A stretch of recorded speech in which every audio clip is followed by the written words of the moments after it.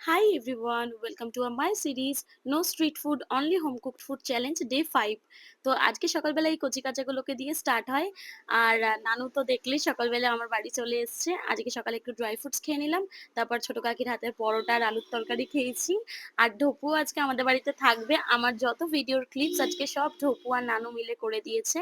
তো তারপরে মায়ের সাথে একটু কাজ করে ঘরটর গুছিয়ে নিলাম। তো সব কাজবাজ সেরে তারপর আমি স্নানটা সেরে নিলাম।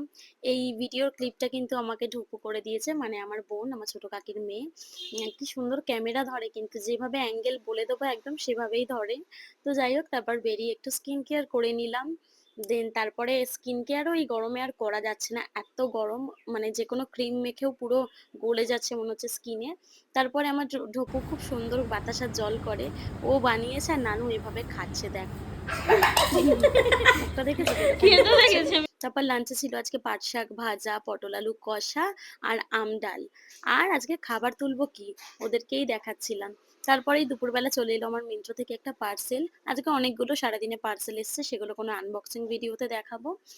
আর তারপরে সন্ধ্যাবেলা একটুখানি চলে গেছিলাম ছাদে, আধা ঘন্টা একটু বসে।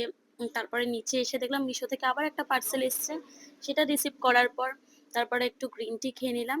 থ্যাংক গড আমাকে গ্রিন টিটা গিফট করেছে, কারণ আমাকে ডেলি গ্রিন টি খেতে আমি প্রায় দিন বাইরেই যেতাম।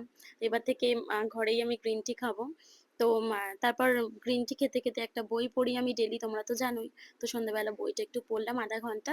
তারপর আবার পার্পল থেকে একটা পার্সেল এলো, সেটা রিসিভ করার পর একটু খিদে খিদে পাচ্ছিল, কারণ দুপুরে খুব একটা ভাত আমি বেশি খাইনি। তো আমি একটু দই দিয়ে আম দিয়ে লস্যি বানিয়ে নিই, আর রাতে সোয়াবিন আলুর তরকারি দিয়ে ডিনার করি। That's for today guys.